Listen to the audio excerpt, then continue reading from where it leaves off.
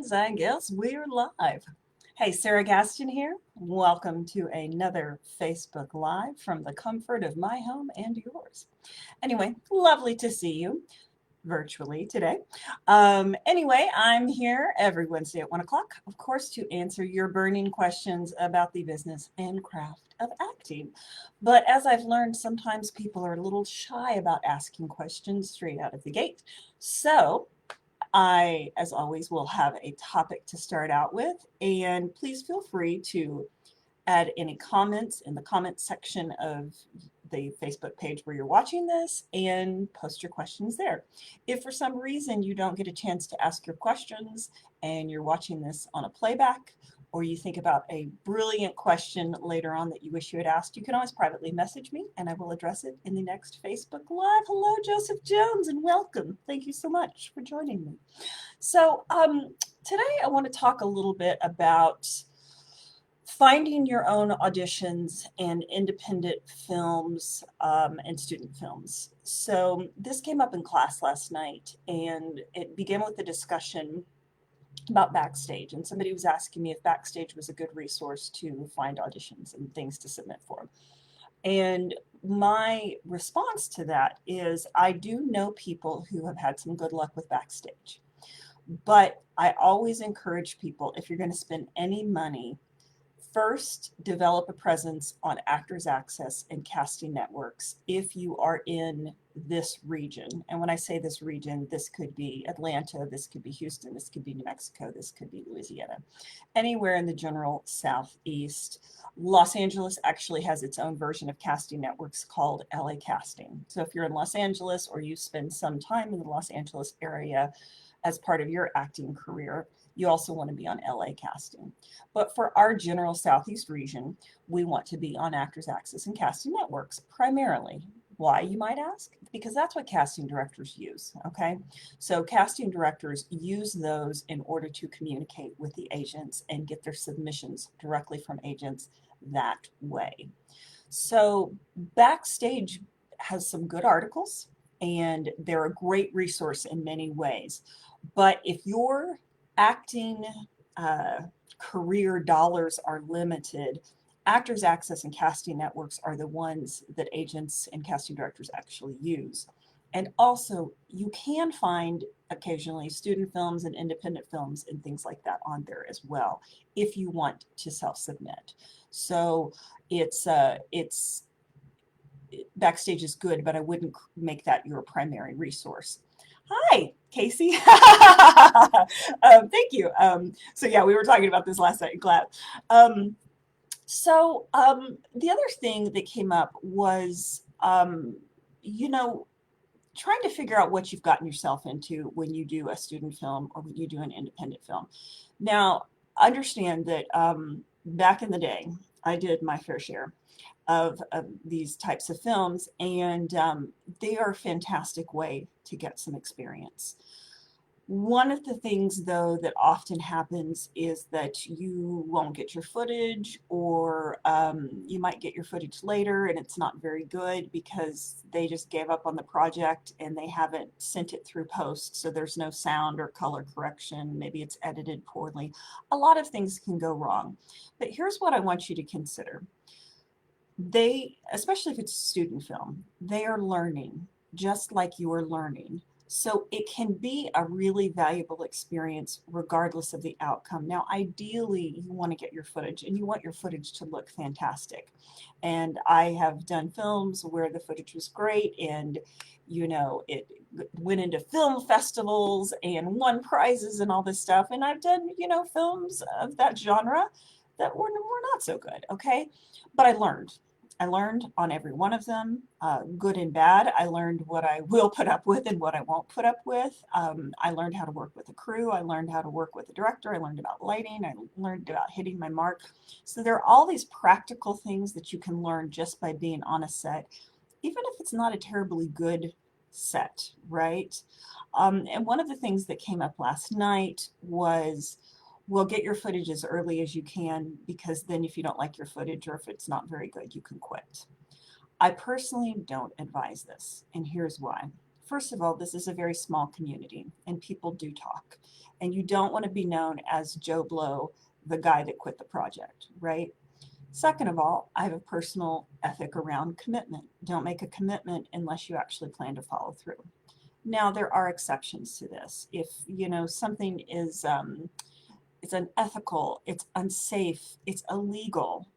I've had to walk off sets temporarily. One time we were shooting in a very dodgy part of town, and there was no really safe place for me to wait. And I was a woman and I was alone, and so I said, "Well, I'm gonna go drive somewhere." And I'll wait and you call me back when you're actually ready to film. So, they're learning, and sometimes there weren't safeguards in place. Okay, it happens, but you're learning too. And so I think you want to be real careful about putting yourself in your early stages sort of in a I'm above it all kind of place. It's not going to make you terribly popular, and it's a hard way to learn. The other option you have is that you can vet the filmmakers ahead of time, right? Find out who's directing, find out who's writing, find out crew that's going to be involved. Sometimes I've been lured into projects because somebody else signed on and I trust that person. So I'm like, well, if so-and-so is going to do it, yeah, it's probably pretty kosher, right? And you can always, here's the thing, they want everything but our firstborn in blood type, right? They want, a demo reel and a headshot and all this kind of stuff. So if it's a student film or it's a young, untried director, you can say, well, can I see some footage, right? I'd like to see your reel. You can vet the people you might potentially work with ahead of time, and that might give you some clues. There are prolific filmmakers, I'll use that term loosely, who don't complete projects, or they might complete the project, but it doesn't get out into the world, right? It never goes on to film festivals. It never makes it onto a streaming platform like Netflix or Amazon Prime or Vudu or any of the, infinite streaming channels there are out there. So, I don't particularly want to be in a film, even if I'm getting paid for it. Well, I don't necessarily want to be in a film that's not going to go anywhere, right? What is really the point? So you do your due diligence, vet these people ahead of time. And the other thing about quitting a project is that you let down not just the director or the editor, whoever's in charge of, putting out that subpar footage. You're letting down everyone else. You're letting down the actors who are now going to come in and have to reshoot all that stuff. I've been called in to do reshoots because somebody wasn't prepared or, something went wrong, and I frankly wasn't really happy about it because I felt like I turned in a really good performance in those hours of shooting, right? Or, somebody didn't do their due diligence around sound, right? So I have to come in and I have to dub everything, okay? It's not my favorite thing to do, to go back after the fact and have to redo something that I already did successfully the first time. Things do happen though.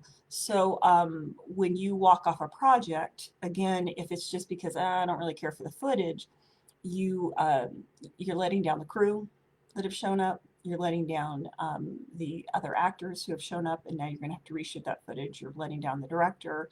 And again, just keep in mind, they're learning just like you. Okay, I'm checking over into the comments box. We're going to see if we have questions yet, or if everyone's just saying hello. Hello, Jay. Hi, Jay. We miss you. We miss you. Hey, Carlos. Hello. Lovely to see you again. Mallory, thank you so much. I'm glad that's helpful for you. Guys, feel free, populate that comment box with your questions. Let's see, I'm trying to think if there's anything else I want to say about independent films. I actually, Joe Grisafi and I did quite a long video about this. You can find it on my YouTube channel, but it's just a little bit more about, it goes more in depth into, working on independent films, because there are a lot of things that you want to consider. I've had some of my greatest experiences on an independent film set, and I've had some of my worst experiences on an independent film set. Years ago when I did student films, I had one of my greatest experiences on a student film, and I've had some crummy experiences on a student film, right? But the thing about it is, what you want to keep in mind is that at this point in the game, if you're not working or auditioning regularly, or if you don't have an agent yet, or if you're not at a level where people just ask you to be in projects, you're it's really hard at this point in the, I guess, the trajectory of the acting world, because it's so easy to get footage of some sort to show what you can do. And it is really hard sometimes even to get an audition, or if you get an audition to sort of like move up the food chain, if you don't have some sort of footage to show. And so independent films and student films, if the footage is good, can be a great way to build that resume, get that on-set experience, and also have some footage for your demo reel. You know, and here's the thing, if you are wanting to, somehow shortcut this, and you're like, I'm really talented and I've taken a class for 2 months, I'm ready to get an agent and get out there and audition, you are not ready. Okay, because you haven't developed the skill set to do that in a way that's effective and competitive. And here's the thing, you might dazzle somebody initially in an audition situation, and maybe, you luck into an agent because you've got a look that they really want or need at that time. But if you don't get called in for auditions, or if you are never getting callbacks, or God forbid, you're never ever booking, a lot of agencies go through their roles periodically and drop people.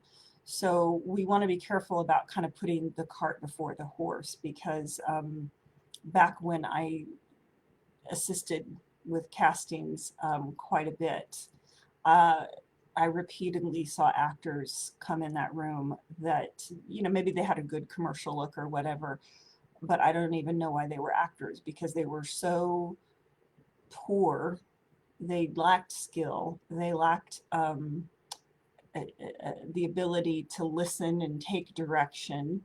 Um, and I was just a little baffled that they even managed to get representation. And that type of person is just not going to book. Or if they are going to book, it's going to be something where they're quiet and they look good, right? That can't happen, all right?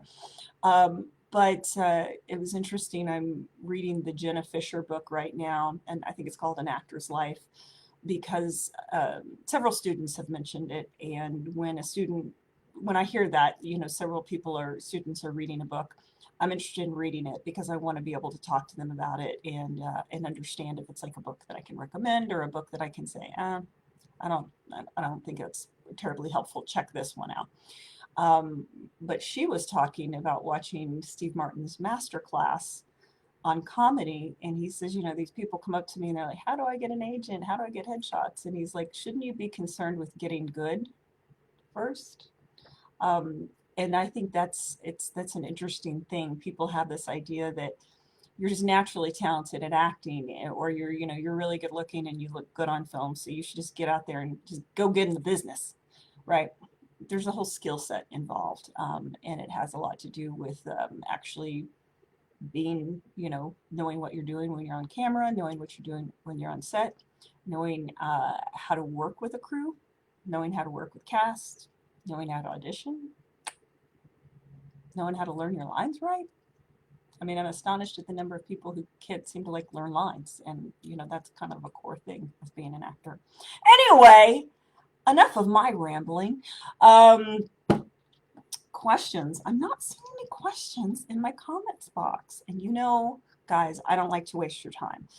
So I'm gonna just sit here for a minute or two, probably not a minute, probably 15, 20 seconds, and see if questions are going to appear in the magic question box, because if they are not, I don't want to take up your time, and I will let you go. You can always watch this later if you're missing us right now. I would also highly recommend that you subscribe to my YouTube channel for a couple of reasons. First of all, because eventually all my Facebook Live chats are going to end up on there. Lots of great free advice. Plus, I do a weekly video just with advice on different topics, sometimes a tutorial on a particular topic, and it's a great resource. I actually refer my students to it quite frequently. Go watch that video. I actually did a video on this topic. You can also, and I highly recommend this as well, join my email list because it's how I keep in contact with students and clients and just folks who are interested in the business. And I share articles, occasionally audition information. I share these videos that I do. Sometimes I write essays on just things you need to know about the acting business. It's such a rich, rich heritage and craft and form of art that to me it's an endless font of information and inspiration. So I like to share that with folks. So if you get on my email list, you can click on the subscribe button on my email, on my website. Hello, COVID brain. It's www.sarahgaston.com. The last thing I wanted to say, somebody mentioned about Backstage that they have really good articles, and they do have really good articles. One thing also to consider, though, is a lot of people who are in the Southeast region will subscribe to the Backstage that is filtered for the Los Angeles market. And that is a different market, okay? They do things differently there.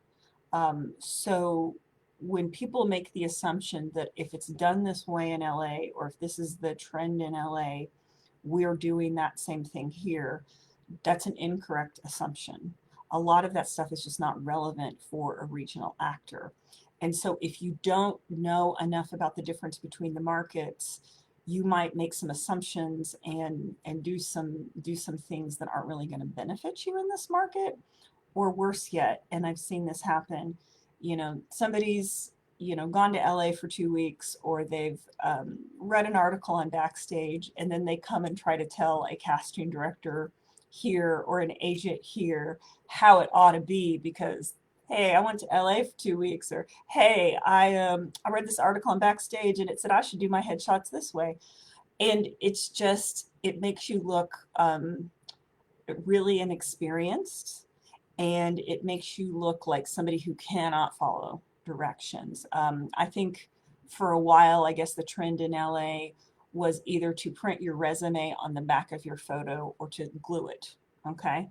Here we don't do that, we staple, okay? And the reason is because, first of all, that can be really wasteful because as you add credits, you're gonna update your resume, so it's easy enough to pop off 2 staples and to,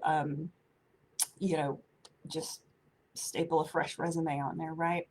And the other reason is if for some reason they want to separate the two, they can't do it if you've glued it or you've printed it. I don't know why that was the trend in LA and it wasn't the trend here, but this person was like insisting that this is the way that it's done. And then again, you just kind of look like a bozo.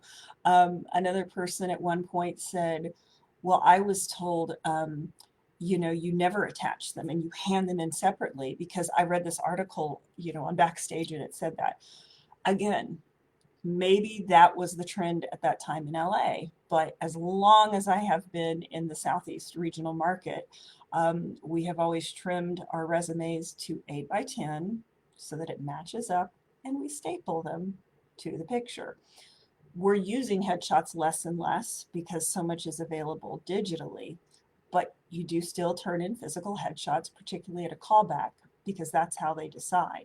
And Joe Grasaffi has actually a great video on his YouTube channel talking about what happens when you show up to an audition or a callback and the decision makers are there, like the casting director, the director, the ad agency, the client. There might be a committee of 10 people trying to decide whether you're going to book that national commercial or not. And, everybody else's headshot is up there, all the people who are being considered. And, there's like a stick drawing of you with your name on it, because you didn't bring your headshot. And it's real easy to just kind of discount you at that point, or to kind of forget, because they might see hundreds of people for the same spot, and they might forget that, Sarah Gaston was that tall redhead, uh, who, I don't know, crack jokes or whatever. And they're like, who is she? I don't remember her. Yeah, okay, never mind. Right? That can happen, okay? And we've seen it happen.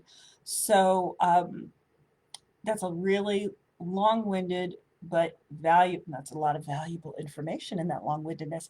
But it's important to realize that, yeah, just because something is a trend uh, out west doesn't mean it's what we do here, okay? And you don't want to come across as acting like a know-it-all when it will become clear to somebody local that you really know very little. All right, my loves, I'm going to let you go because there are no burning questions from my studio audience. So as always, break a leg out there. Please feel free to share this video with anybody who you think could be benefited by it. And I will be here next Wednesday to answer your questions. Stay safe out there. Bye.